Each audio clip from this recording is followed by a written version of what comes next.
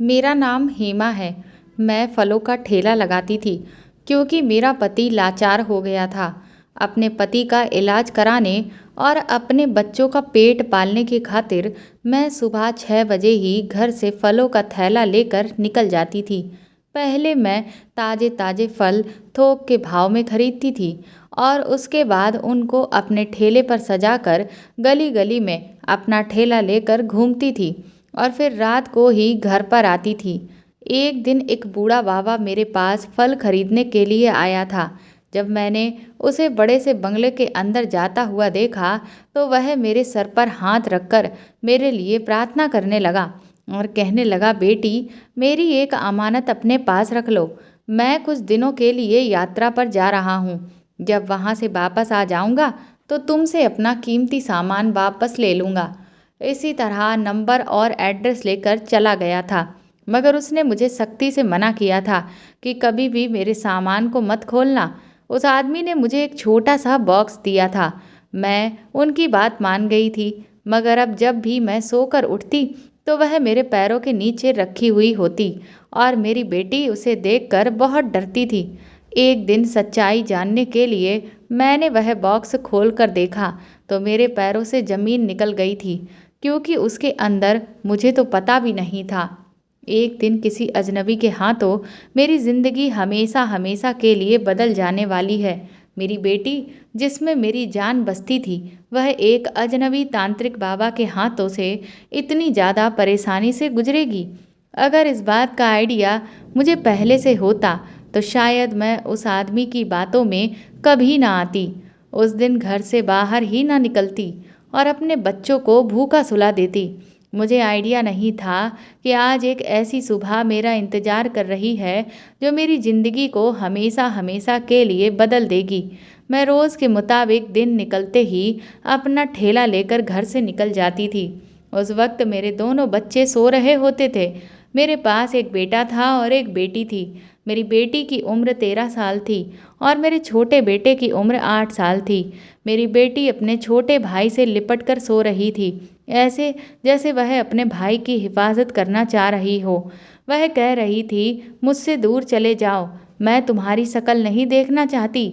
आप मेरे पापा नहीं हो। अभी इसी वक्त मुझसे दूर हो जाओ, वरना मैं सब कुछ मम्मी को बता दूंगी। मैं ये सब सुनकर चौंक गई और घबराकर मैंने उसे जगाने की कोशिश की। मैं ऐसा पता करना चाह रही थी कि नींद में ऐसी बातें वो क्यों कर रही है, मगर फिर सोचा कि बच्ची है, बच्चे तो इस तरह के सपने देख लिया करते हैं। मुझे कहाँ पता था कि उसका ये सपना एक दिन सच हो जाएगा।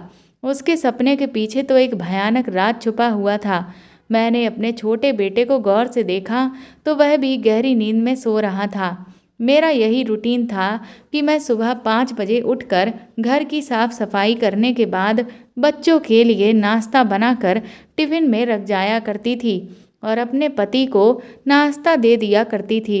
अपने पति से कह देती कि ठीक से बच्चे जब उठ जाएं तो उन्हें ज़रूर नाश्ता करवा दे।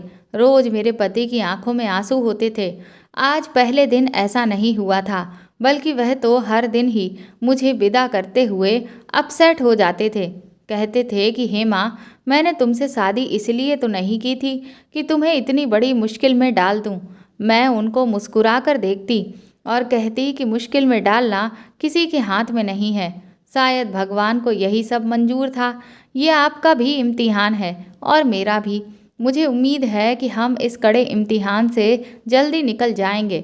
बस भगवान से प्रार्थना करते रहो कि हम दोनों जल्दी ही अपनी पहले वाली ज़िंदगी पर आ जाएं। मैं अपने पति से यह कहकर घर से निकल आई थी। अभी पहले मैं ताज़े फल खरीदने के लिए गई थी। आज भी मैं अपना ठेला लेकर घर से बाहर निकली थी। भगवान का शुक्र था कि इस फल के ठेले से हमारे घर का गुजर बसर अच्छी तरह से हो रहा था। बहुत सारी औरतें मुझसे फल खरीदने के लिए आई थीं।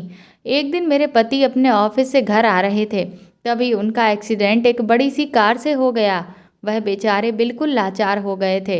इस एक्सीडेंट की वजह से हमारे जुड़े हुए पैसे भी मेरे पति के इलाज पर लग गए थे। उस गाड़ी वाले का कुछ पता ही नहीं चल सका था जिसने मेरे पति का एक्सीडेंट किया था, क्योंकि उस गाड़ी वाले का नंबर हम नहीं जानते थे। अगर गाड़ी वाले का नंबर हमें पता होता तो हम उसकी पुलिस में रिपोर्ट दर्ज करवा देते थे, तो शायद उस कार वाले को सज़ा तो मिल ही जाती। वैसे तो हमारे देश का कानून इतना अच्छा नहीं है, लेकिन फिर भी मुझे थोड़ी उम्मीद थी कि भगवान हमारे साथ अच्छा ही करेगा।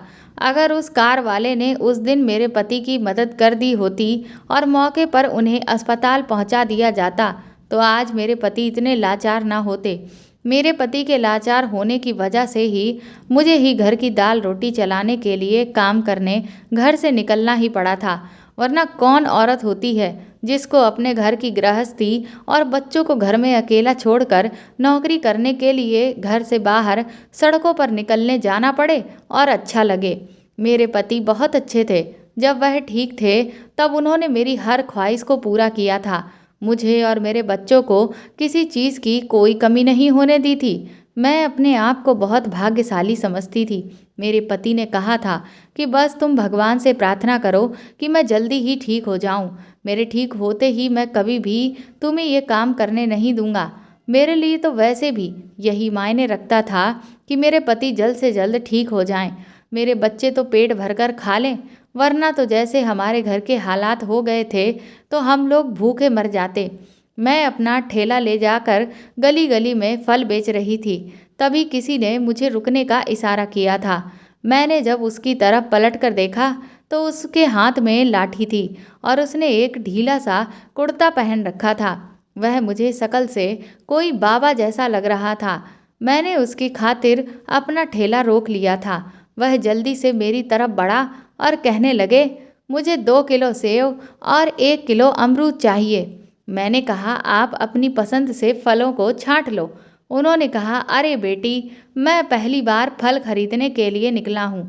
मैंने कहा, ठीक है, मैं आपको सही सही फल छांट कर दूंगी।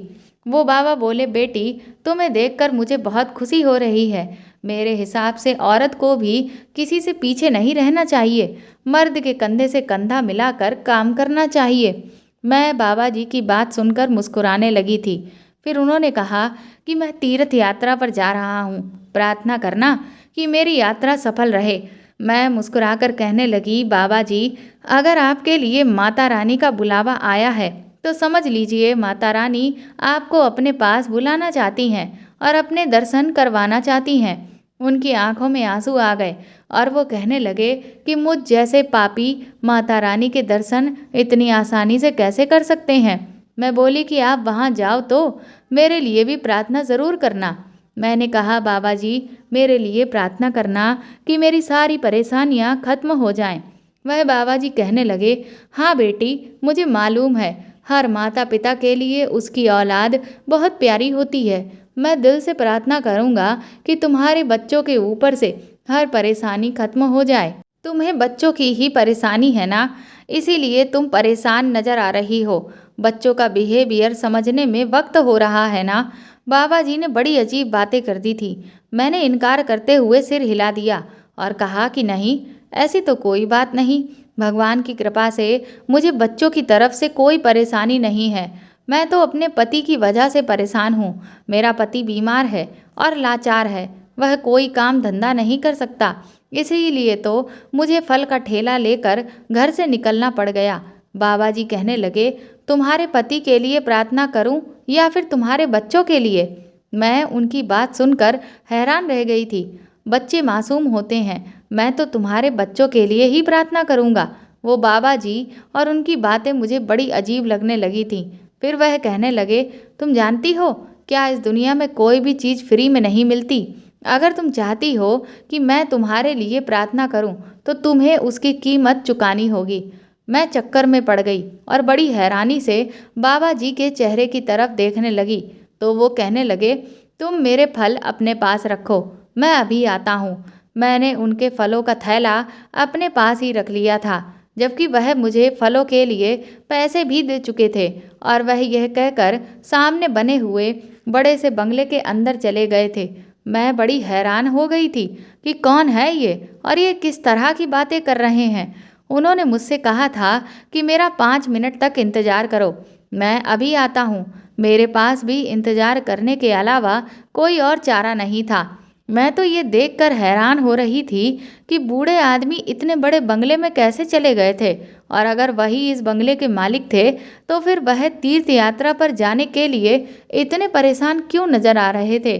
मैं अभी अपने दिमाग में यही सारी बातें सोच रही थी कि बाबा जी वापस लौट आए थे। उनके हाथ में काले रंग का बॉक्स था। पहले उन्होंने मेरे सर पर हाथ रखा और मुझे आशीर्वाद देने लगे। फिर उन्होंने अपना दूसरा हाथ मेरी तरफ बढ़ाया और कहने लगे कि ये मेरी अमानत है, इसे तुम्हें अपने पास संभाल कर रखना है। जब मैं तीर्थ यात्रा से वापस आ जाऊंगा तो तुमसे अपनी अमानत वापस ले लूंगा। तुम्हारी जिम्मेदारी है। इसके बदले में मैं तुम्हारे लिए माता रानी के दर्शन करने के बाद उनसे बहुत सारी प्रार्थना करूंगा, और भगवान ने रहम किया तो ज़रूर तुम्हारी परेशानी जल्दी ही दूर हो जाएगी और तुम्हारी ज़िंदगी पहले की तरह आसान हो जाएगी। मैं उनकी बात सुनकर हैरान थी। जाते जाते उन्होंने मुझसे मेरे घर का एड्रेस और मेरा मोबाइल नंबर भी ले लिया था कि जब वह तीर्थ यात्रा से वापस आएंगे तो अपनी अमानत मुझसे वापस ले जाएंगे। उनको फल देने के बाद मुझे बहुत तसल्ली हुई थी और उनके सामान को मैंने अपने ठेले के नीचे दबा कर रख दिया था। मेरे सारे फल बिक गए थे तो मैं रात को 8 बजे तक अपने घर चली गई थी। घर जाने के बाद मैंने उन बाबा की अमानत को अपनी अलमारी में संभाल कर रख दिया था। मुझे वह बॉक्स रखते हुए मेरी बेटी ने देख लिया था। मैंने अपनी बेटी से कहा था कि ये किसी की अमानत है, इस सामान को मेरी अलमारी में इसी तरह से रखे रहने देना, इसके साथ कोई छेड़छाड़ मत करना। दिन इसी तरह से गुजर रहे थे। मैं हर दिन की तरह अपना ठेला लगाकर फल बेच रही थी। तभी अचानक मेरे पास किसी की कॉल आने लगी। मैंने जल्दी से कॉल अटेंड कर ली थी क्योंकि कॉल किसी और की नहीं बल्कि मेरी बेटी के स्कूल टीचर की कॉल थी। मैंने उन्हें नमस्ते किया। उसके बाद उनसे अपनी बेटी के बारे में पूछा था। मेरी बेटी रिया की टीचर कोई भी बात होती थी तो मुझे फ़ोन पर बता देती थी, इसलिए उनकी कॉल आने से मुझे किसी तरह की कोई परेशानी नहीं होती थी। मैं ये नहीं सोचती थी कि वह मेरी बेटी की शिकायत करने के लिए ही मुझे कॉल कर रही हैं, क्योंकि मेरी बेटी शुरू से ही बहुत इंटेलिजेंट थी। उसने कभी पढ़ाई में शिकायत का कोई मौका ही नहीं दिया था। मुझे फ़िक्रमंद होना ही नहीं पड़ता था। रिया की टीचर कहने लगी कि मुझे पता है कि इस वक्त आप ही घर का खर्च चला रही हो, मगर आपको ये बात भी इग्नोर नहीं करनी चाहिए कि जब एक बच्चा अपने माता पिता को तकलीफ़ की हालत में देखता है तो टूट कर रह जाता है। इस कड़े वक्त में बच्चों को सहारे की ज़रूरत होती है। प्लीज़ आप अपनी बेटी का सहारा बनिए। सिर्फ खाना पीना ज़रूरी नहीं होता, इंसान की फीलिंग्स भी कुछ मायने रखती हैं। मैं जानती हूँ कि आप मजबूर हैं, इसलिए अपनी बेटी को वक्त नहीं दे पा रही हो, मगर ये इस तरह से आपका बिजी रहना आपकी पर्सनल लाइफ पर बहुत असर डाल रहा है। पहले जो लड़की हर सब्जेक्ट में 100% लेकर आई थी, अब वह पढ़ाई से दूर हो गई है। आपकी बेटी तो बुक तक खोल कर देखने की हिम्मत नहीं करती है। आप ही अपनी बेटी को परेशानी के टाइम पर सहारा दे सकती हो। मैं तो टीचर की बातें सुनकर हैरान रह गई थी। ये भला कैसे हो सकता था? और क्लास में फर्स्ट आने वाली मेरी बेटी पढ़ाई से जी चुराने लगी थी। ऐसा कैसे हो सकता था? मेरी तो कुछ भी समझ में नहीं आ रहा था। मैंने अपना ठेला उसी टाइम उठाया और मैं घर की तरफ जाने लगी थी। अभी तक मेरे सारे फल बिके भी नहीं थे, लेकिन मैं फिर भी घर जाना चाहती थी क्योंकि अब मेरा फल बेचने का मन नहीं कर रहा था। ये बात सच थी कि मेरे बच्चों को मेरी बहुत ज़रूरत थी। आज का दिन मैं अपने बच्चों के साथ गुजार कर खुद को सुकून देना चाहती थी, पर घर में दाखिल हुई तो मेरे दोनों बच्चे मुझे देखकर बहुत खुश हो गए थे और मेरी तरफ बढ़कर आने लगे थे। मैंने एक एक करके अपने दोनों बच्चों को प्यार किया था। मेरे पति मेरी बेटी की तरफ देखकर कहने लगे, बेटा अपनी मम्मी के लिए पानी लेकर आओ। मैंने अपनी बेटी की तरफ देखा तो उसके चेहरे पर गुस्से से भरे एक्सप्रेशन नजर आए थे। उसने अपने पिता की बात को इग्नोर करके उनकी तरफ देखा था और फिर नफरत से मुंह फेर लिया था। ये नज़ारा देखकर तो मेरा दिल धक्क से रह गया था। क्या मेरी बेटी अपने लाचार पिता से नफरत करने लगी थी? मैंने अपनी बेटी की तरफ घूर कर देखा और कहने लगी, क्या बात है रिया, तुमने सुना नहीं? तुम्हारे पापा तुमसे किसी काम को कह रहे हैं। रिया चुपचाप किचन की तरफ चली गई और मुझे पानी लाकर थमा दिया। मेरा बेटा रोहन, वो तो मुझे बहुत खुश और रिलैक्स नज़र आ रहा था, जबकि मेरी बेटी की हालत मुझे कुछ अजीब सी लग रही थी। वह मुझे नॉर्मल नहीं लग रही थी। इसका मतलब ये था कि उसकी टीचर ठीक कह रही थी, वो सच में चेंज हो रही थी। मैंने रिया से कहा, तुम मेरे पास आकर बैठो, मुझे तुमसे कुछ बात करनी है। वो मुझसे कहने लगी, मम्मी मैं कमरे में जा रही हूँ, आप भी उधर ही आ जाना, मैं यहाँ पर बैठना नहीं चाहती। वह इतना कहकर अपने कमरे में चली गई थी, जबकि मैं बड़ी हैरानी भरी नज़रों से अपने पति की तरफ देख रही थी। मेरे पति के चेहरे के रंग बदल गए थे। वह कहने लगे, मैं अपनी तरफ से बच्चों का बहुत ख्याल रखता हूँ, हर तरह से उनकी फ़िक्र करता हूँ और उनकी ज़रूरत का पूरा ख्याल रखने की कोशिश कर रहा हूँ, मगर एक पिता कभी भी माँ की जगह तो नहीं ले सकता ना। मैं तुमसे बहुत शर्मिंदा हूँ हेमा, तुम्हें मेरी मजबूरी की वजह से घर से निकलना पड़ता है। मैं क्या करूँ, ये मेरे बस में नहीं था। मेरी तो यही प्रार्थना है कि मैं जल्द से जल्द ठीक हो जाऊँ और मैं काम पर जाने लगूँ, फिर तुम घर में रहना, बच्चों का ख्याल रखना। शायद बच्चे मेरे कहने में नहीं रहे। मैं अपने पति के किसी भी सवाल का कोई जवाब नहीं देना चाहती थी, क्योंकि मुझे पता था कि मेरा कोई भी जवाब उन्हें परेशानी में डाल सकता है। मैंने अपने पति के कंधे पर हाथ रख दिया और कहा, भगवान सब कुछ ठीक कर देगा, जल्दी हम इस परेशानी से निकल जाएंगे। और मैं अपनी बेटी के कमरे में आ गई थी। रिया मुझे देखकर कहने लगी, मम्मी आज बहुत जल्दी घर वापस आ गई हो, मुझे इस बात से बहुत खुशी हुई। मैंने भी मुस्कुराकर अपनी बेटी के पास बैठ गई थी और उससे उसका स्कूल बैग खोलने के लिए कहा। उसने अपने स्कूल बैग मुझे खोल कर दे दिया था। मैंने उसकी सारी कॉपियाँ देखीं, जिसमें वर्क कंप्लीट नहीं था और उसके मार्क्स भी बहुत कम आए हुए थे। ये सब देखकर रिया के चेहरे का रंग उड़ गया था। वह खामोशी से मुझे देखती रही थी। मैंने उसकी कॉपी उसके सामने रख दी और एक कॉपी का वर्क पलटती जा रही थी। हर सब्जेक्ट में उसके नंबर्स बहुत ही कम थे। मैंने उसकी आंखों में आंखें डालकर उससे पूछा कि क्या तुम पढ़ाई में इतनी नालायक हो गई हो? तुम तो बहुत ज़्यादा इंटेलिजेंट थी, अब मगर तुम्हें क्या हो गया? मैंने देखा कि मेरी बात सुनकर मेरी बेटी की आंखों में आंसू आ गए थे। वो कहने लगी, आप नहीं जानती हैं कि मैं किस परेशानी से गुजर रही हूँ। मैं अपनी 13 साल की बेटी के मुंह से ऐसी बात सुनकर दंग रह गई थी। मैं कहने लगी, इतनी सी उम्र में कौन सी परेशानियां हैं? माना कि तुम्हारे पिताजी बीमार हो गए हैं, ये बहुत बड़ी फिक्र की बात है, मगर मैं तुम लोगों के सर पर अभी मौजूद हूँ। तुम्हें किसी भी चीज़ के लिए परेशान होने की कोई ज़रूरत नहीं। तुम्हारे पिता जल्दी ठीक हो जाएंगे। मेरी बात सुनकर मेरी बेटी के चेहरे के एक्सप्रेशन बदल गए थे। वह झटके से उठी और खड़े होकर कहने लगी, पिताजी ठीक हों या ना हो, मुझे इस बात से कोई फ़र्क नहीं पड़ता। मैं चाहती हूँ कि मेरी माँ मेरे साथ रहे, बस मुझे अपनी माँ के साथ की ज़रूरत है। ये कहकर वो कमरे से बाहर निकल गई। मैं शॉक में बैठी हुई थी, खुद को संभालने की कोशिश कर रही थी। मेरी बेटी ने कभी इस तरह से मुझसे बात नहीं की थी और अब तो वो बहुत ज़्यादा चिड़चिड़ी भी रहने लगी थी। ना जाने बैठे बिठाए मेरी बेटी को क्या हो गया था। अब मेरे दिमाग में वह बाबा जी की बातें घूमने लगी थीं। उन्होंने मुझसे कहा था कि मेरे बच्चों को प्रार्थनाओं की ज़रूरत है। ना जाने ये क्या मैटर था जो मुझसे अभी तक छुपा हुआ था। मैं जल्द से जल्द अपनी बेटी को इस परेशानी और तकलीफ से निकालना चाहती थी। अब मैंने अपने बेटे को कमरे में बुलाया और उससे पूछा, बताओ कि तुम्हारी दीदी को क्या हुआ है? आजकल वह इतनी ज़्यादा परेशान क्यों रहने लगी है?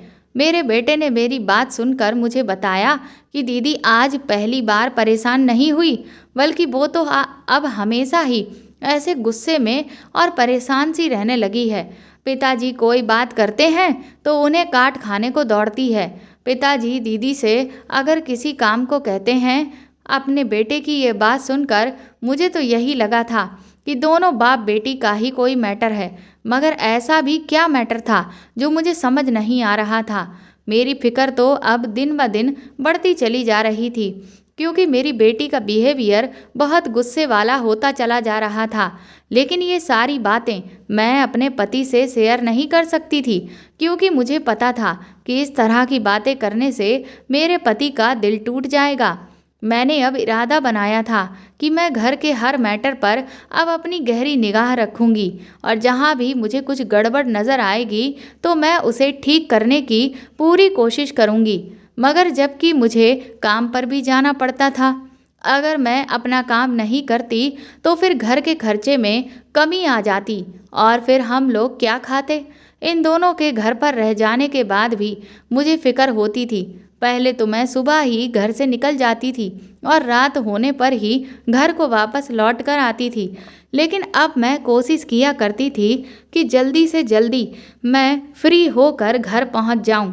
आज भी मैं जल्दी ही घर आ गई थी। जैसे ही मैंने दरवाज़ा खोला, मुझे अपनी बेटी नज़र आ गई थी, जो बहुत ज़्यादा परेशान लग रही थी और मुझसे कहने लगी कि अच्छा हुआ माँ, आज आप जल्दी घर आ गई हो। घर में तो मेरा दिल ही नहीं लग रहा था। इसके बाद मैं तो अपने घर के कामों में बिजी हो गई थी, और मैंने देखा कि मेरी बेटी मेरे कमरे के अंदर मेरी अलमारी के पास खड़ी हुई न जाने क्या कर रही थी।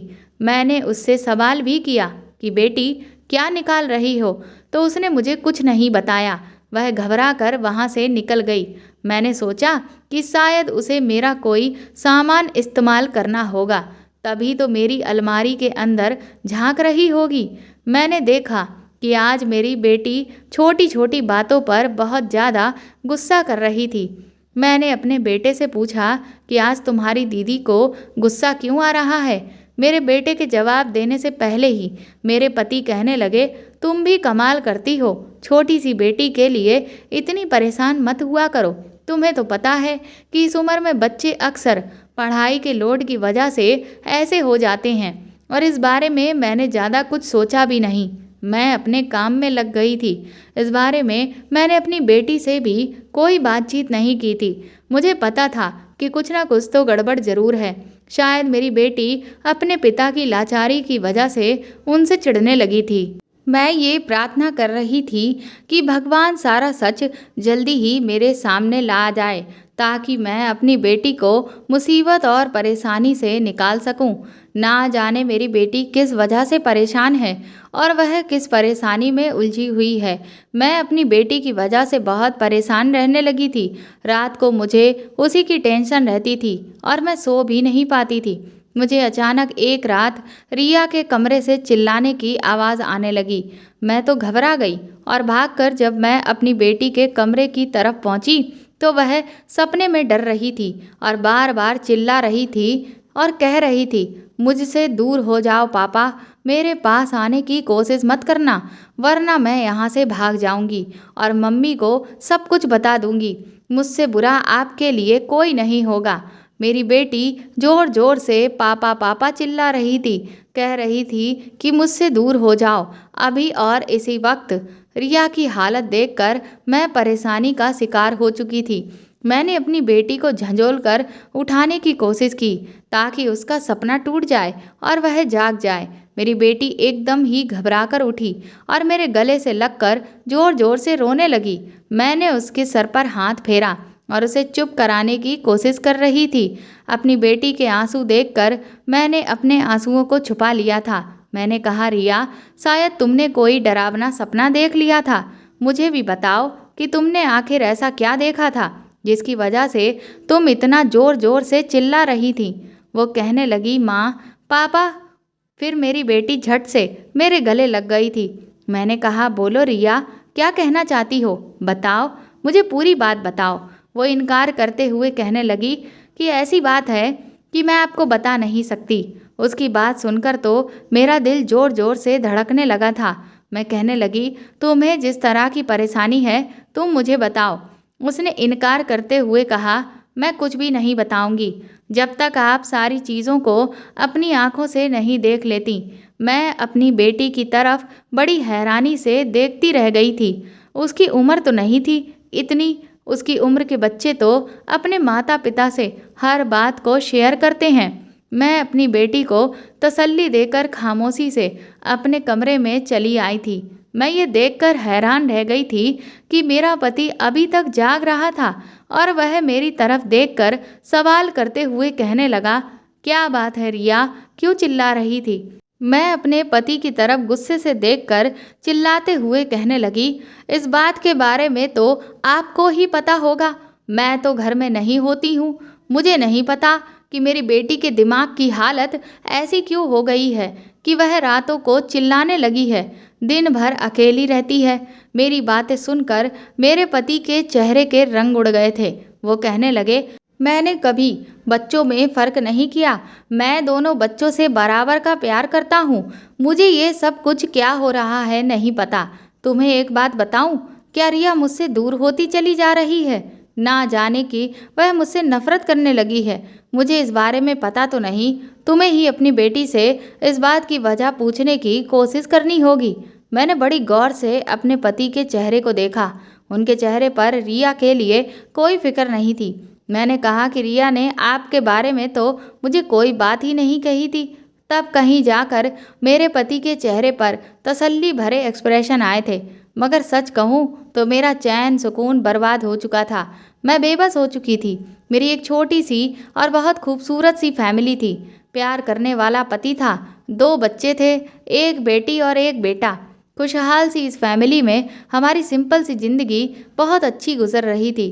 फिर मेरे पति का एक्सीडेंट हो गया और हमारी खुशियों को नज़र लग गई। सब कुछ बर्बाद हो गया था। मैं घर में भी नहीं बैठ सकती थी। अगर ऐसा करती तो बहुत परेशानी आ जाती और अपने बच्चों को कैसे पढ़ाती लिखाती, कैसे खाना खिलाती। मेरी बेटी की क्लास टीचर अभी भी मुझसे उसकी लगातार शिकायत कर रही थी। उनका यही कहना था कि मेरी बेटी पढ़ाई में बिल्कुल भी ठीक नहीं हुई है। ये बात मेरे लिए हैरान कर देने वाली थी, क्योंकि अब तो मेरी बेटी रात को मेरे सामने बैठकर पढ़ाई भी करती थी। अब मैं घर भी जल्दी से लौट कर आ जाया करती थी।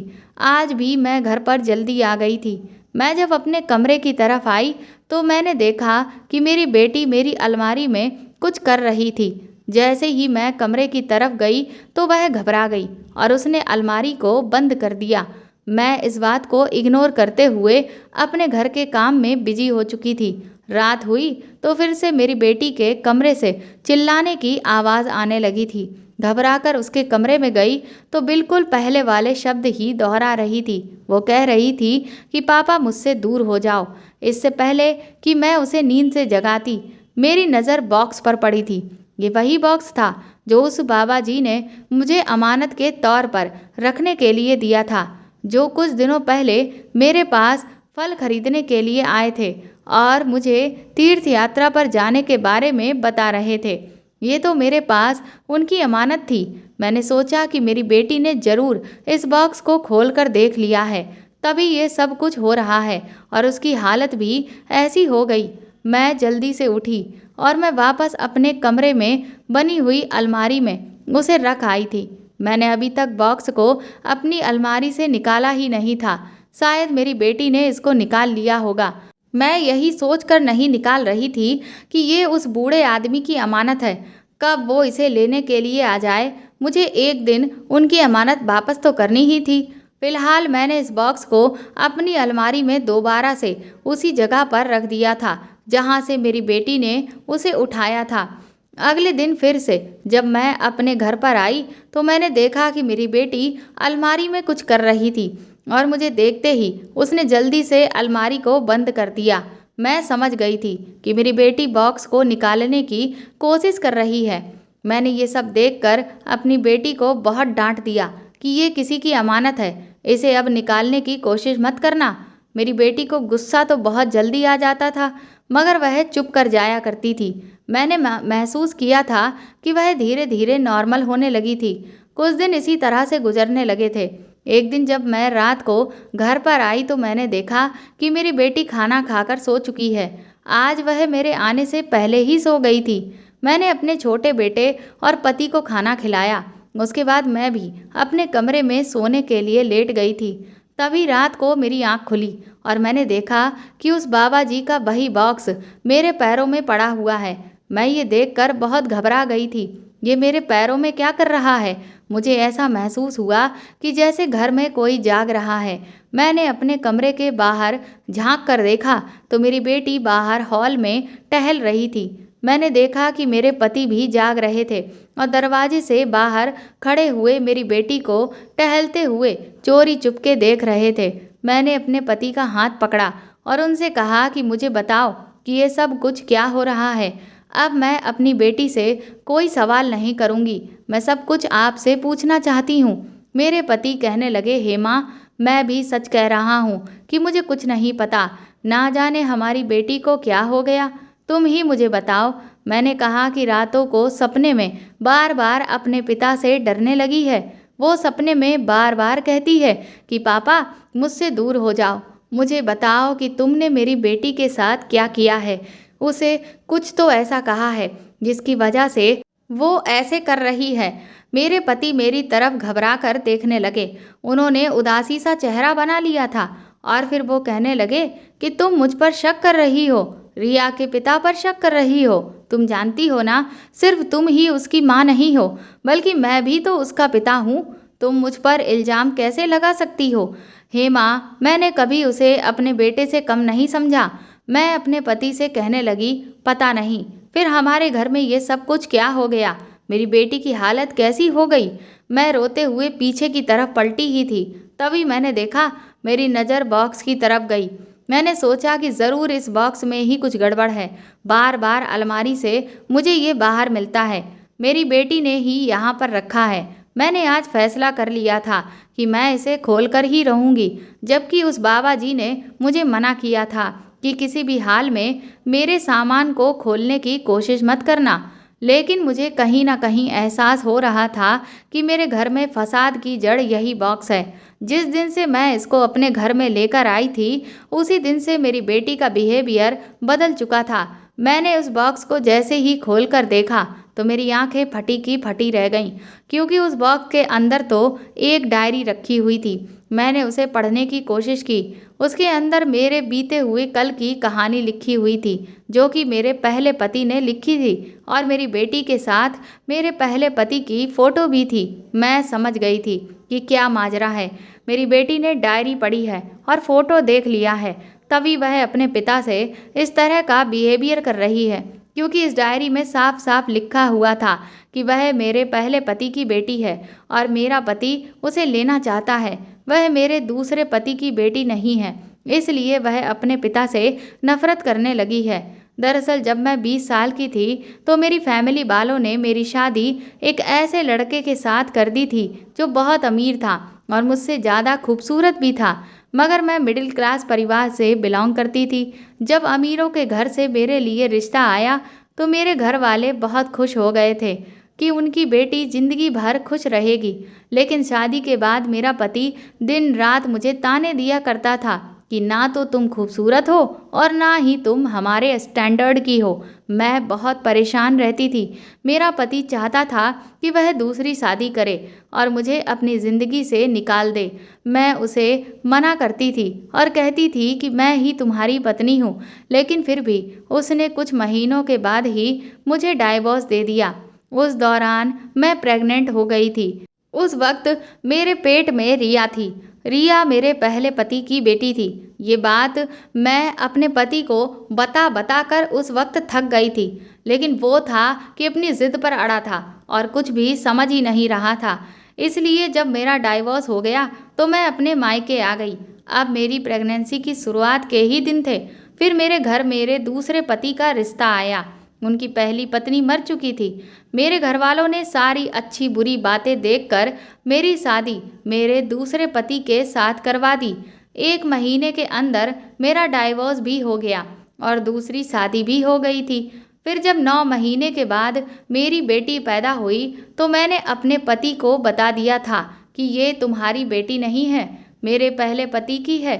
मेरे पति ने कहा कि कोई बात नहीं, मुझे इस बात से कोई फ़र्क नहीं पड़ता, इसे मैं अपनी औलाद की तरह ही रखूँगा।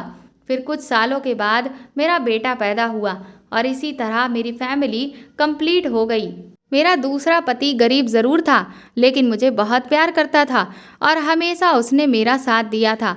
मैं वह डायरी और फोटो लेकर अपनी बेटी के पास चली गई। मैंने कहा, तुम्हें गलतफहमी हुई है।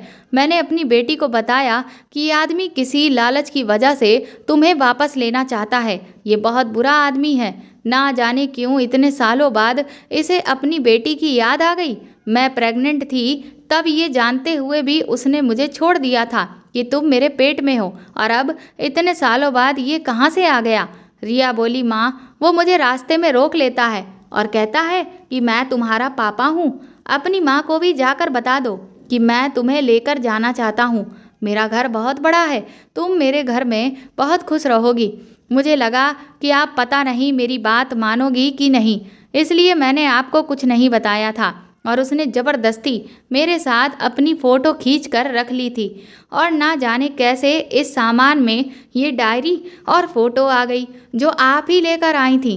तब आपने मुझे सख्ती से मना किया था कि इसको मत देखना, लेकिन मुझे तो इंटरेस्ट आ गया था, इसलिए मैंने आपके पीछे चोरी से इसे खोल कर देख लिया। ये सब देखकर मैं बहुत डरी हुई थी कि अब वो ज़बरदस्ती मुझे अपने साथ लेकर चला जाएगा। मुझे आपके अलावा किसी और के साथ नहीं रहना। मैं आपके साथ रहना चाहती हूँ, और यही वजह है कि मैं पापा से भी नफ़रत करने लगी हूँ। मैं अपना सारा गुस्सा उन पर निकाल देती हूँ। मेरे पति भी अपनी बेटी के आंसू पोंछ रहे थे। मेरी बेटी ने मेरे पति से भी माफ़ी मांगी। मेरे पति ने कहा कि तुम फिक्र मत करो, मैं कोर्ट में केस करूँगा और कभी भी वह आदमी तुम्हें तंग नहीं करेगा। हमने पुलिस स्टेशन में रिपोर्ट दर्ज कर दी थी और हमारा मुकदमा भी दर्ज हो चुका था। मेरी बेटी ने पुलिस को बयान दिया और ये भी कहा कि आदमी मेरी बेटी को बीच रास्ते में रोककर तंग करता है। उसकी इस हरकत पर उसे अरेस्ट कर लिया गया और खुशी खुशी मेरी बेटी की कस्टडी हम दोनों पति पत्नी को मिल गई। दरअसल वो बाबा बाला आदमी कोई और नहीं बल्कि मेरा पहला पति ही था। उसे पता था कि जब वह मेरे सामने आएगा तो मैं उसे ढंग से बात नहीं करूंगी, इसलिए उसने मेरी बेटी को आते जाते तंग करना शुरू कर दिया, और वे ये जानता था कि मैं कहीं बीच रास्ते में हंगामा ना कर दूं, इसलिए उसने बाबा का भेष बदल कर मुझसे बात करने की कोशिश की। मैं उसे पहचान नहीं सकी थी क्योंकि मैंने उसे 12 साल बाद देखा था और उसका भेष भी बदला हुआ था, इसलिए मैं उसे पहचान नहीं सकती। उसने मुझे अपनी बातों में ले लिया और मुझे अपना वो बॉक्स दे दिया। उसे पता था कि कोई भी इंसान किसी राज को जाने बिना रुक नहीं सकता, इसलिए उसने मुझे वह बॉक्स दिया और कहा था कि इसे खोलकर मत देखना। लेकिन मैं बहुत ईमानदार औरत थी, मैंने उसकी अमानत को संभाल कर रख दिया था, लेकिन मेरी बेटी ने उसे खोलकर देख लिया। वह मेरा पति, जिसे मैं बाबा समझ रही थी, इसीलिए मैं उसकी बातों में आ गई। मेरी बेटी इस धोखे का शिकार हो गई और वह अपने पिता से भी नफरत करने लगी थी। मैंने भी अपने पति से माफ़ी मांग ली थी। अब हम लोग अपनी ज़िंदगी में खुशी खुशी रह रहे हैं। मैं अभी भी फल का ठेला लगाती हूँ। बस भगवान से प्रार्थना है कि वह मेरे पति को जल्द से जल्द ठीक कर दें। वैसे मेरे पति अब काफ़ी रिकवर हो चुके हैं, जल्द ही वो नौकरी पर जाने के लिए तैयार हो जाएंगे, लेकिन हम लोग अपनी ज़िंदगी में बहुत खुश हैं। अब मेरी बेटी भी बिल्कुल ठीक हो गई है। तो दोस्तों, आपको ये कहानी कैसी लगी हमें कमेंट करके ज़रूर बताएं, और प्लीज़ इस कहानी को ज़्यादा से ज़्यादा शेयर और लाइक करके मेरे चैनल को सपोर्ट करें। साथ ही अगर आप चाहें तो मुझे सुपर थैंक्स भी खरीद कर दे सकते हैं। सुपर थैंक्स का ऑप्शन आपको इस वीडियो के नीचे दिए हुए सभी ऑप्शंस में दिख जाएगा, जो कि हार्ट शेप में बने हुए डॉलर के साइन के तौर पर है। और अगर आप मेरे चैनल पर नए हैं तो सब्सक्राइब करके बेल आइकन को ज़रूर दबा दीजिएगा, ताकि आगे भी मैं आपको ऐसी ही अच्छी कहानियाँ सुनाती रहूँ। Thank you.